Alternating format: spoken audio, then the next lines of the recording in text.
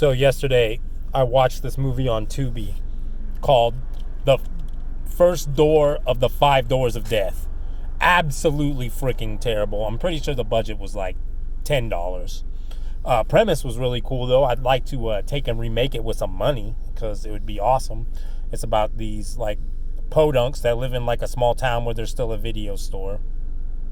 And, they're talking shit to the video store owner because they've seen all the gory slashers and stuff. There's actually a pretty cool part where they're talking about shot on video and they mention video violence. So that's an automatic star. Anyway, so they have seen everything. There are super pricks to the video store owner. So he's like, hey, I got this special tape that you can borrow, but you can't tell nobody about it. Don't show it to anybody else. Y'all just watch it.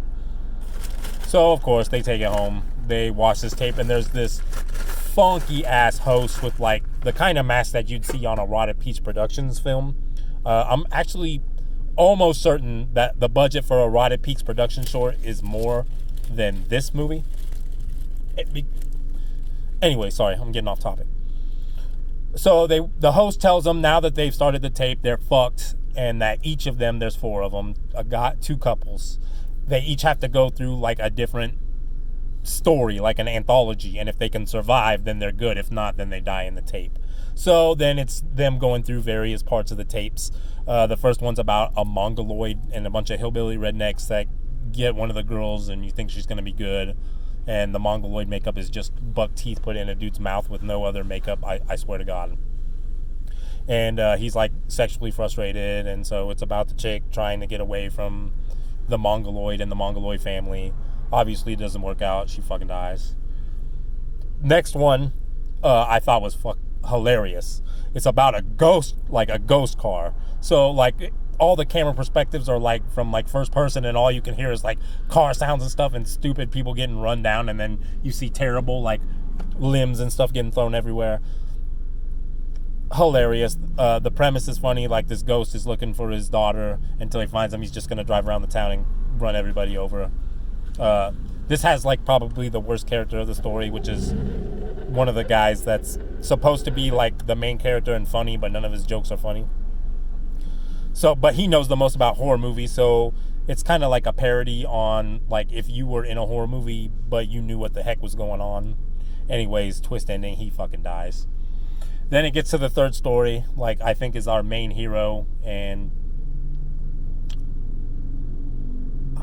it's like a crazy like Dr. Frankenstein one where this dude makes a potion that turns him into a giant penis head, and then like he's all like running people through with his penis head, and he's like shooting acid pee on people, melting their faces and stuff.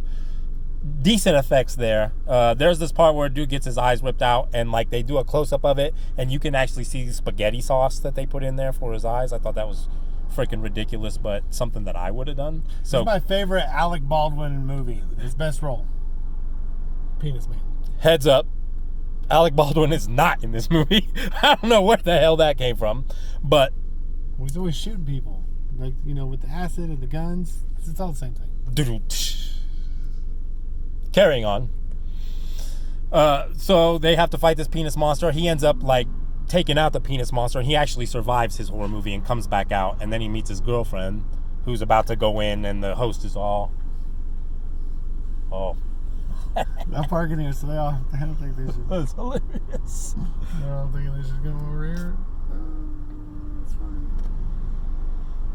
So the host is all like, hey, it's cool that you survived this one. You want to go in with your girlfriend? You can, but guess what? You're going to fucking die.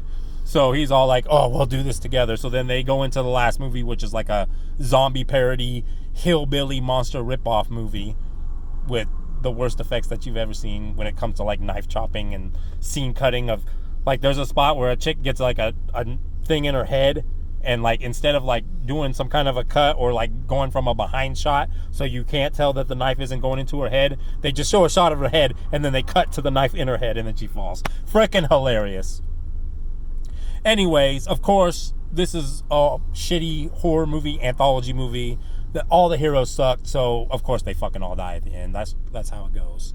And then of course the tape ends up back at the movie store. this movie could have been awesome. Some of the ideas I really enjoyed, but mostly it's just hot garbage. But I watched it. Like, I was interested through the whole thing. So if you want some cheeseball to watch with your friends or some shit like that, or you just don't have very high standards, I can highly recommend that you check out The First Door of the 5 Doors of Death on Tubi. It's a documentary about the last Blockbuster, and I give it 2.5 VHS out of 5 VHS. That's high praise. Hey, Lewis, how are you still in business with this shit, man? None of this looks like anything a real horror fan would want to watch. Jake, I think I got something that'll be right up your alley. Do you have a VCR?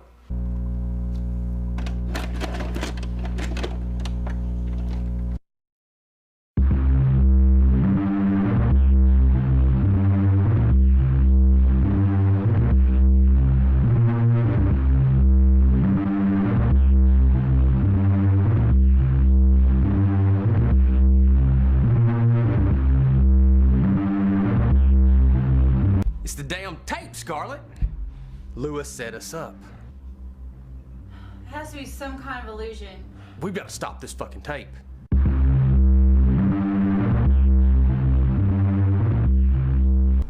Now I want to talk about an underrated horror movie from the end of the 90s really quick that doesn't get much attention that people really need to get turned on to. It's Tremors. No, it is not Tremors. End the short. Just end it. That's how we just... No. No, actually, I'm talking about 1999's Virus, starring Jamie Lee Curtis, Donald Sutherland, and one of the Baldwins. No, if you want to see it, you got to watch the second part of this short. Stay tuned.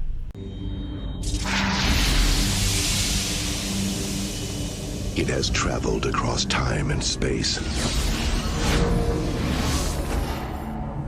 An energy force unlike any in the universe.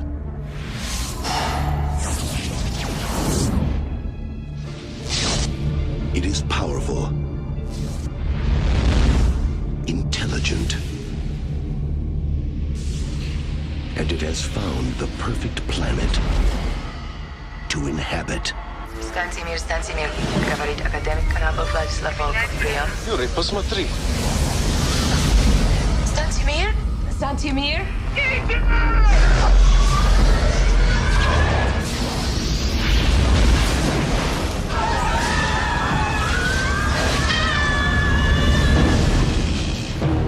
I'm picking up a contact. 12 miles out.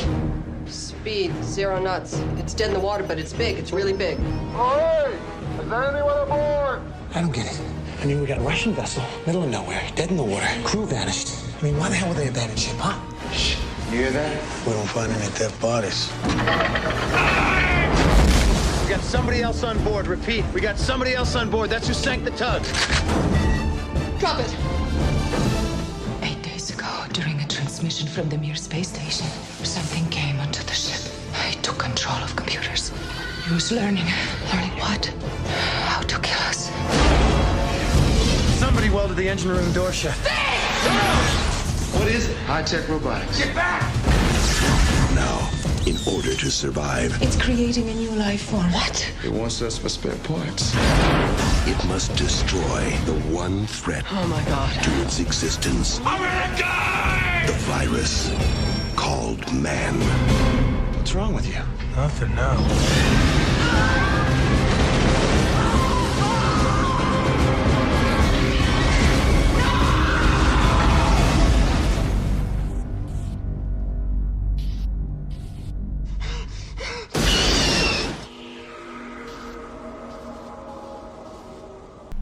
All right, so here are my thoughts about Virus. The story is absolutely... It's not as good as Event Horizon. Agreed. And there you go. There's the review. If you want to see the full review, stay tuned for part 3. We'll be right back.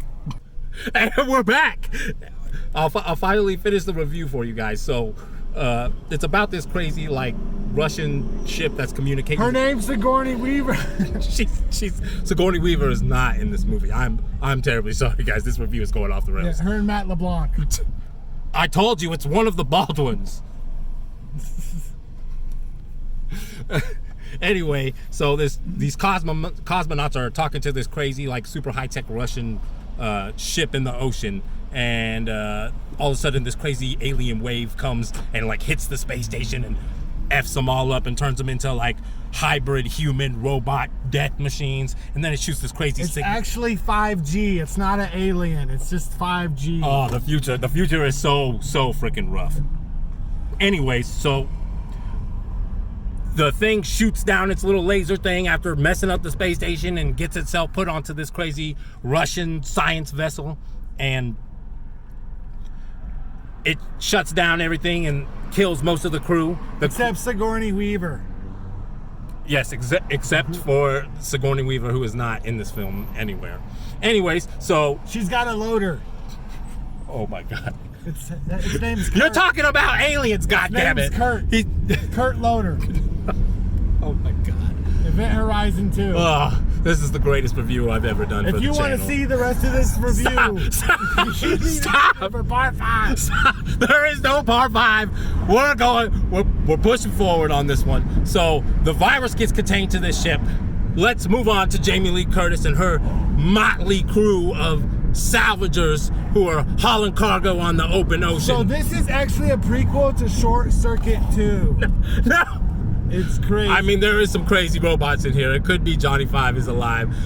So they're in the middle of this hurricane. They're taking cargo. The cargo gets all effed up. They end up freaking having to find this crazy science vessel that's been shut down. So they get there and they think everything's cool. They don't do any kind of pre-investigation worthy of something before you mess with a ship that obviously has been effed up. Like, you can see how damaged this thing is when they get to the ship. Well, of course, they turn the power back on. The robot freaking virus thing turns on and starts, like, absorbing all this data about humanity. Well, it decides that we as humans on the Earth have effed up the Earth and we are a virus, and so we should be purged. So it starts chopping motherfuckers up so that it can, like, turn us into, like... And then it recruits Alec Baldwin, who teams up with the armorer from the movie. Epic. I don't know what movie Izzit Dev was watching. I know he was there for part of Virus, but not that part. It was the part where Samuel L. Jackson said, "There's too many goddamn snakes on this goddamn plane." Even though it's on, yeah, he says plane, but really, how do they get to the ship? They gotta get there on a plane. Truth. Sorry about that. Anyways, so they turn all this stuff on. There's these crazy arachnid things. So, like, it learns about, like, the evolution of, like, stuff on Earth. So it starts turning itself into bugs and spiders and crazy robots and stuff. And then it starts, like, killing people and then taking parts of their body parts out, putting crazy stuff in their brain, hooking circuitry up to them. Freaking ridiculous. And, like, it's pretty freaking gory, which is awesome. And it's 95% practical effects. And when I mean 95% practical effects, when you see the fucking robots in this fucking movie, when you see the, like, full prosthetics, when you see Donald Sutherland in full fucking makeup, like, looking like a piece of shit, this movie is freaking awesome. Like, there's no build up to the story, which you don't fucking need. Jamie Lee Curtis and Donald Sutherland plays a really funny Irishman in this one, but, like, they're side characters, even though they're supposed to be the main characters, and then the side characters are the best characters. They're funny as fuck. One of the characters is like I'm gonna say a New Zealand, like, bushman, ancient tribal bodyguard killer guy. He is freaking hilarious. He be chopping shit up. He gets killed. There's a black guy army ranger who happens to, like, know everything about technology and weapons. He's a freaking badass. Has the best lines in the whole movie. I'm sorry I don't remember the actor's name right now, but he deserves kudos. He's the best character in the movie and is the smartest character in the movie. Like, freaking crazy. So if you like side characters and you don't want to see Jamie Lee Curtis star in her own starring movie, then Virus is definitely something you should fucking check out. You should just check it out for the fucking practical effects alone. Like, they have a 10-foot fucking robot that they built. Like, that's actually a robot that they built. All kinds of crazy puppeteering, animatronics. This is the end of the 90s. This was pretty much the end of this kind of shit. Virus is freaking awesome. I don't know why people are not talking about this more or putting it up there with, like, their favorite sci-fi robo horror shits like this. freaking awesome. Definitely check out Virus. If you want the spoilers to Virus, just hang around for part 7. And we're going to hit you guys with the spoilers. Oh my God. Part 7, check it out. Stay tuned for part 15 coming up soon.